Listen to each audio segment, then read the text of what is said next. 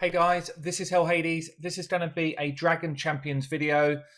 This is going to be all about runes and how you manage runes in this game. Before we go into that, if you are new to Dragon Champions, please go in, join us in the game. We've got 3 active guilds now. Hades Minions 4 and Hades Minions X, all of them pretty much full. If you want to come and join us, let me know on our Discord. We've got a section on our Discord about Dragon Champions as well. And we can either start a new guild or squeeze you into one of the ones we've got. If you're new to the game, less than level 15, really important, use promo code HellHades. I get a honorary mention back at the ranch, and you guys get about $10 worth of freebies. Really fun game, but this is going to be a rune guide with a specialist coming up right now. Hey guys, this is Hell Hades. We've got a special guest on the channel today. CARNIFEX is coming over to talk to us about Dragon Champions, educate me in the way of runes. CARNIFEX, how you doing? I'm doing well. How are you? Yeah, really good. Thanks for coming on, man. I guess, look, give us a little bit of a background to you. What games like this have you played before, and kind of how did you get into Dragon Champions? Yeah, sure. So I've played a lot of the main titles that people are familiar with. Star Wars Galaxy of Heroes, definitely the longest, but also dabble with Marvel Strike Force, a couple other games of that ilk. Okay. But yeah, I created this channel because as my channel's name is Nerd This, and I'm like the Excel spreadsheet dude. Whenever runes were out, I was like, okay, I'm gonna make a rune calculator so that someone doesn't have to move around a bunch of runes in order to be able to find out what the end result for their stats will be. And so, but I try and get into a little bit of the detail nitty gritty. I have some shorter videos and I have some longer videos. Okay. Well, I'm known for a longer video myself, actually, so that's all good. Look, I guess it'd be really good. A lot of the people that are watching my channel that are playing Dragon Champions are either newer to the game or perhaps are starting to move towards the mid game. And by mid game, I mean they're probably at sort of tier 5, tier 6 raid boss. They're starting to find their feet with champions and the arena. But really, it feels like runes is one of the areas that just comes last, which is kind of weird for me. Whereas in other games that I play, so I'm big on raids, Shadow Legends, and it feels like the equipment side of or artifacts in raids Shadow Legends is I think easier to grasp. I don't know if it's easier to grasp or if I just kind of invested more time, but this is definitely an area that I need to educate myself on. So I feel like it's a good place to go, really. Yeah. So I've just kind of pulled up almost like the dial of runes. Right. I guess give us a good rule of thumb for each slot. What's the kind of primary stats that you'd prefer to get for your sort of general champions? Right. So I'm going to refer to these by kind of like their direction. So like the top one, right, north. So with the north and southeast rune, there's no flexibility there. They're always going to be damage and armor for the primary set. The northeast one, almost exclusively you want speed. There are a couple exceptions where you might want shields or tenacity, but pretty much that's tanks only. There's no real room for accuracy right now. Even with tanks, sometimes your tanks are so slow naturally they can actually get outsped on the second turn of a really fast. And if it's Nightingale, right now she can come around, ability block your tank so he doesn't get the taunt off. So that's no good. So even with tanks, most of the time, I'm going to recommend you put a speed set there, a speed primary there. And is that for almost every area of the game? So almost every area of the game, almost every character. You don't necessarily want your tanks running super fast with as many speed secondaries as you will pretty much every other character. Yeah. But you will want it over that hump so that it's not literally getting outsped by the second turn of a lot of these characters who have specials that start off with a cooldown right in that first turn, but they do a lot of stuff once they get around to it. Sure. And then so we were talking southeast, right? It's always armor. And then the south one is where you add on top of kind of the defaults of damage, shield, and health that you see all of them, and armor. You're also going to get crit chance and crit damage. Now, without going into all the crazy math, yada yada, as long as you are running around like 24-25% chance crit chance, you want a crit damage south primary. Right. No question about it. Even if it's only like a 2-star one, you do want to have that down there. It's going to result in more damage over the course of time. Now, you may go against that with something like a healer, but at least for your damage dealers, you're going to want to do it with a crit damage It's actually really south. interesting because every other game I've played try and push you to get crit chance Mhm. above crit damage. Like crit chance is the primary focus. When you've Right. sorted out your crit chance, you then push your crit damage. So it feels like Mm. directionally this game just differs to that. It's a little odd, and part of it's because the crit damage set is a little weak compared to the damage set right now. Mm, There's 3 main stats, right, that are playing into your total damage output, which is average, kinda like the average between your crits and your non-crits. You have your flat damage, which are you would, multiply by your percent chance to crit, and then yeah, you would multiply that by the increased crit damage value, which is replaced by, if you don't get a crit, right, then you just don't add that additional value in for the crit damage multiplier. sure. And then you average that out based on their rates. Right now, the damage set is much stronger than the crit damage set. You need to be running 95% crit chance on your characters or higher. It varies a little bit because of how their base damage affects that. But just to be safe, if you're not running 95% crit chance, you are actually better off in the long term, including crits and non crits, than running a crit damage set. Wow. But if you look at the south there, the crit chance is a lot less on the primary, but crit chance scales normally compared to other stats on secondaries. So this is kind of like along the lines of Star Wars Galaxy of Heroes, where you want to focus on trying to find crit chance and speed on your secondaries for the most Okay. part, and that's a more efficient way to build up your crit chance stacks. There are exceptions like Mar. Most even early game players will know that his AOE, right, his A2, Yeah. if you can get 5 crits on it, that refreshes the cooldown, Huge. and you can Yeah. just use that on the repeat until that's Yeah. not he doesn't get 5 crits. So that's fantastic. So you would actually probably run that crit chance primary down there, Yeah. or if you do have Slinger, because one of his mechanics plays into getting crits. Okay. So, and Yeah. someone like Amar then that is massively just focused on one ability, would you try and push him to have as high a crit rate as you can, or would you still go for damage then? So I would do 3 crit chance sets You on do Mar. three, When yeah, I okay. ran my Mar for a tournament he was required for recently, Mm, 3 crit chance sets, because it's all about that. And if I was prioritizing everything on what the crit chance was, for on the secondary and the speed, and then wanted to try and get him, have having damage oriented primaries yeah, over like health and shields as much as I sure. could. Okay, no, it's interesting. And then that final, again, the southwest rune slot, the primaries are always shields or health.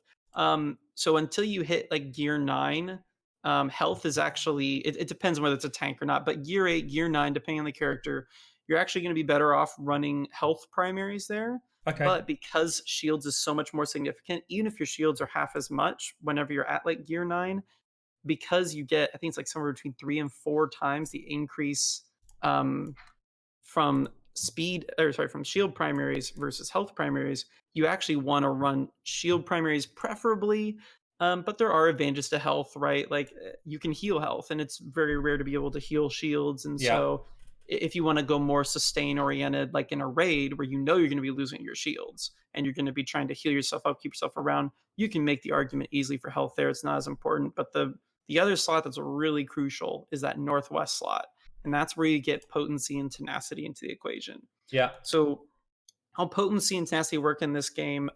There is no minimum guaranteed rate to resist or apply. So, again, Star Wars Galaxy of Heroes, there was a 10%, I think it was, a chance to apply a hit, even if your opponent had 200% tenacity and you had 10. yeah. You had a guaranteed 10%. If it rolled that one, right, you were going to be not applying it, even if you were crushing them, or if you rolled that 10, you were going to be resisting it regardless of what the stats were. That Yeah, does not sure. exist in this game. So how it works is, if you and I, if you were attacking me and you had a 0% potency somehow and I had 0% tenacity, you would apply 100% of the time.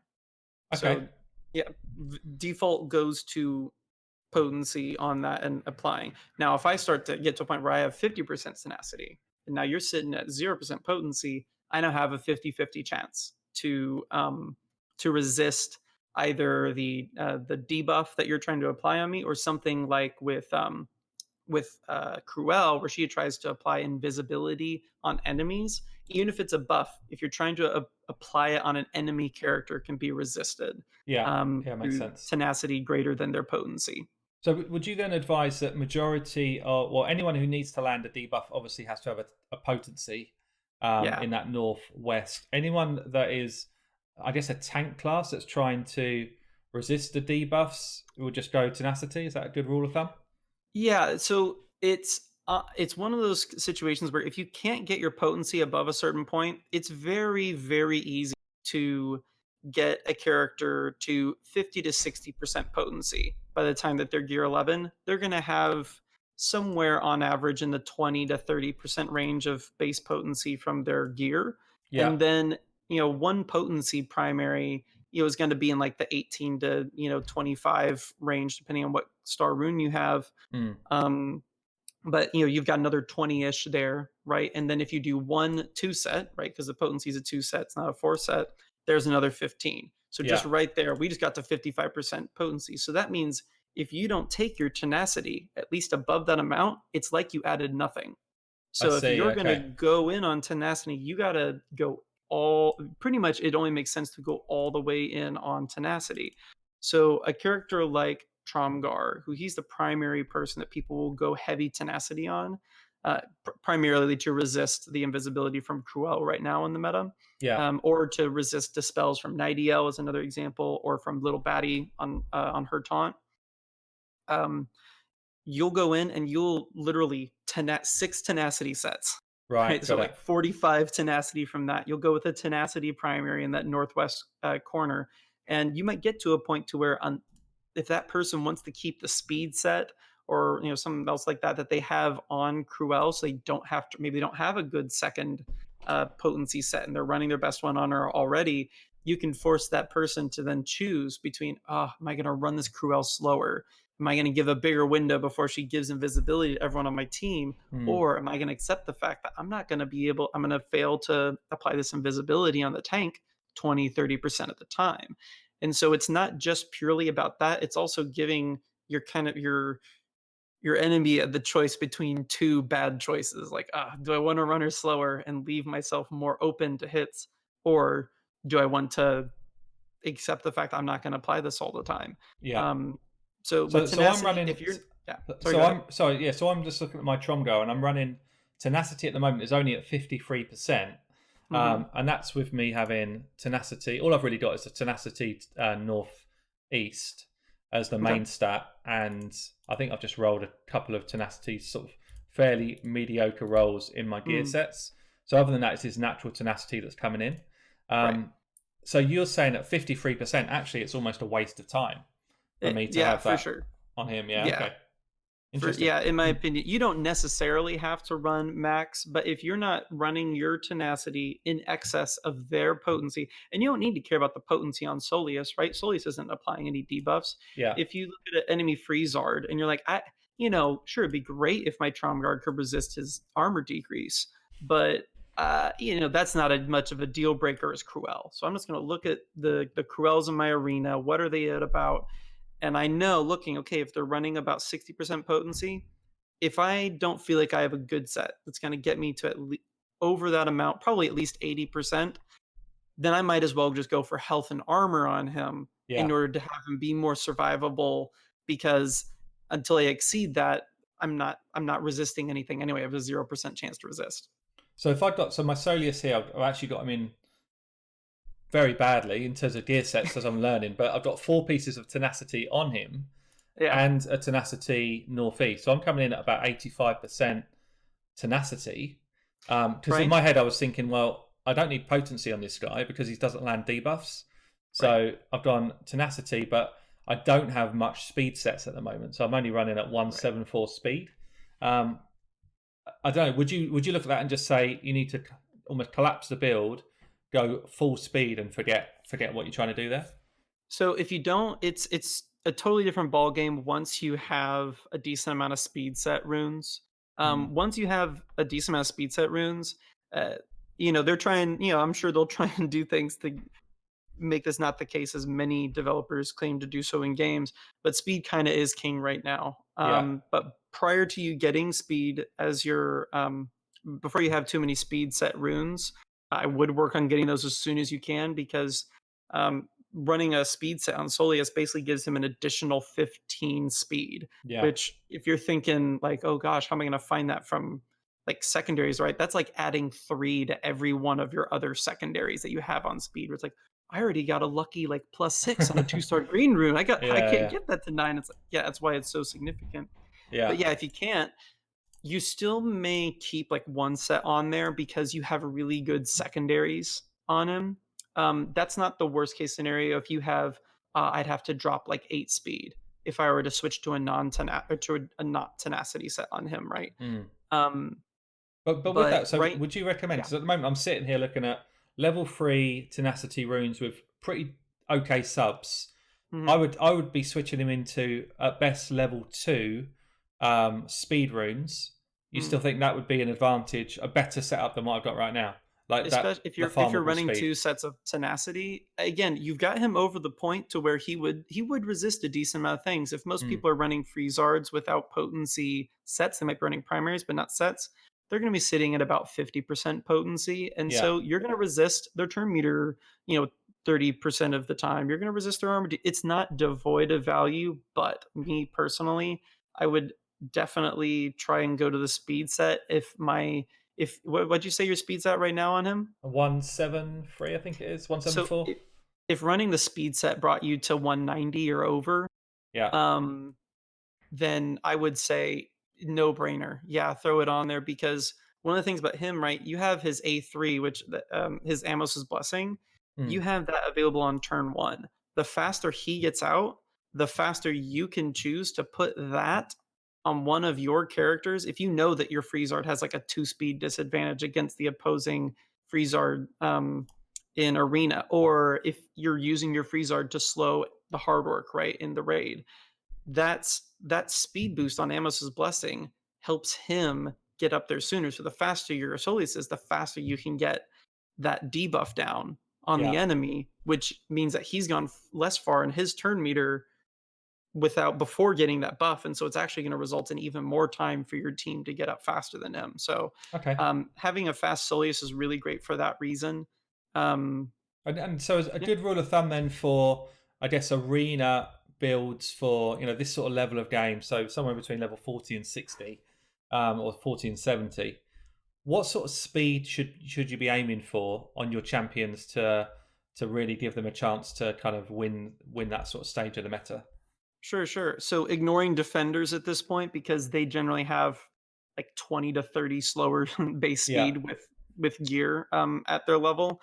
Ignoring that, you really should be trying. Again, this is, it's hard to kind of gauge like one specific area of the game, Yeah. but if you're getting at least 160, shooting for more like 180 on your fastest characters, because Soleus has some of the highest base stats overall in the game. Like if you would count in like health, shields, all that, he is one of the highest Yeah. overall Yeah. of all that in the game.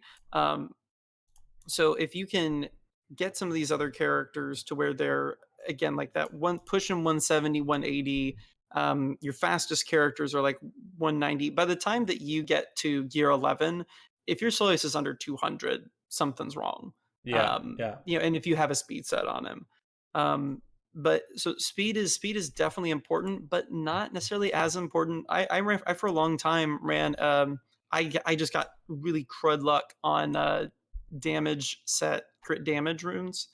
Um, and so I only had like a 3 speed on there, but that was okay. I'd rather run that and have the crit damage set, so, or crit damage primary on the Yeah. damage set from a freeze art.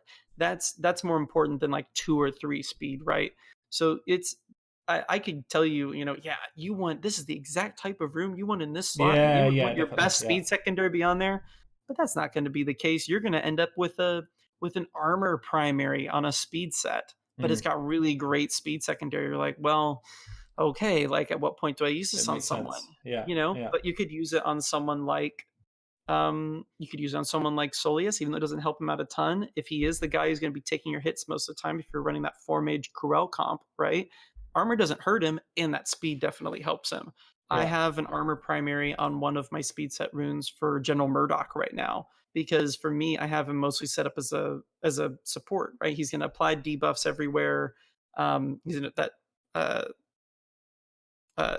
damage decrease, the turn meter reduction, the Sure. speed decrease, and so I'm like, you know what? I'm happy having him faster and doing that so he can get out before the damage dealers on the first turn toss that damage decrease out there, so that that's being significantly reduced. So yeah, it's a little bit of I'm playing around with it and just kind of finding the best case scenario. Yeah, so I guess in summary, so I don't want to go too deep into this for the first video, but in summary, it feels like some of the things which I would have probably said myself before speaking to you, man, is that almost ignore crit runes in place of damage. Crit so damage. Ignore crit damage runes, yes. Yeah. So the set, and we're talking the set, not the primary, but yeah. Yeah. So in place of damage, speed sets are definitely going to be the way to go if you can get some good subs. Yes. And then it's just a case of following, make sure you've got your potency up if you've got a debuffer, right. And make sure you've just got kind of those best primary stats in those. It feels like the corners generally are the sort of areas. So you've got your speed, you've got your potency, and actually, what's the other main one? Shield. We're not too fussed about either way, I guess. Right. Okay. No. So it just feels like my knowledge before this was weak. I'm really keen to just go in and re-gear some of my champions and actually kind of just have a run with them. It's definitely every once in a while you'll just kind of been farming stuff, or you'll have like those blue runes that you're like, it's a damage, north rune. I'll worry about it later, and then you end up getting 50 of those, and you're like, well, I suppose I can see if I roll speed on any of these, bottom two, and then you do, and you're like, oh crap, and now I gotta re-rune everything. And yeah. Definitely. It's definitely, even all the guys who are getting stuff set on the test server, they're like, oh, my least favorite part is re-runing an entire second inventory of characters. But yeah, especially as like gold's quite hard to come by in this game, isn't it? So just rolling stuff is expensive. Oh yeah, no, it's definitely the primary limiting factor in this game. You get a decent amount of drat coins to mess around with stuff, but the conversion rate of like the value of converting those early refreshes of energy, like those 50 drat coin refreshes on energy, that's pretty freaking good. But 300 for like the rate of gold you get, it's clearly less kind of valuable. Yeah.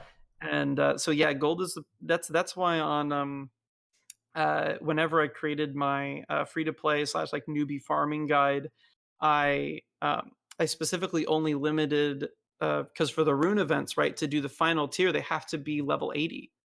Right. Yeah. They can be any star actually, but they have to be level 80, and it's like 1.3 million just to take someone from 7.5 or 75 level 75 to level 80. Yeah. So I underdogged all of those where I was using 3 or 4 characters to clear those rune events, because that's a bunch of gold that I was able to save by doing that. So yeah, rolling all the runes is, it's a process, and then you hit 500 and then you feel like you're always going in and getting rid of your shoddiest runes, and that's just kind of a part of your rhythm for playing the game. But it's totally worth it. I mean, the guys that I know, I'm in GNL, which is, we have the 3 top highest like total hero power guilds in the game.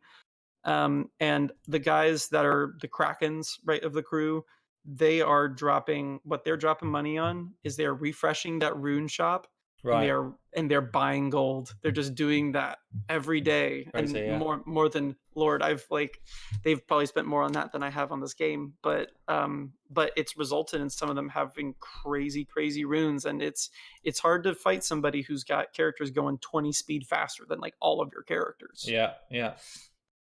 Okay, man. Well, look, I think we're going to call it there. There's a lot of detail coming out, but absolutely we should do a second video where we go up and actually look at some of the sort of high-end builds and high-end champions in the game. I will drop your channel's details below. Guys, go and check him out. If you want to get a bit more information on Dragon Champions, he knows tons more than I do. And yeah, look, any sort of final words about your page or... your content, man? Yeah, no, just you'll see in a lot of videos if you look like it's kind of interesting the subject.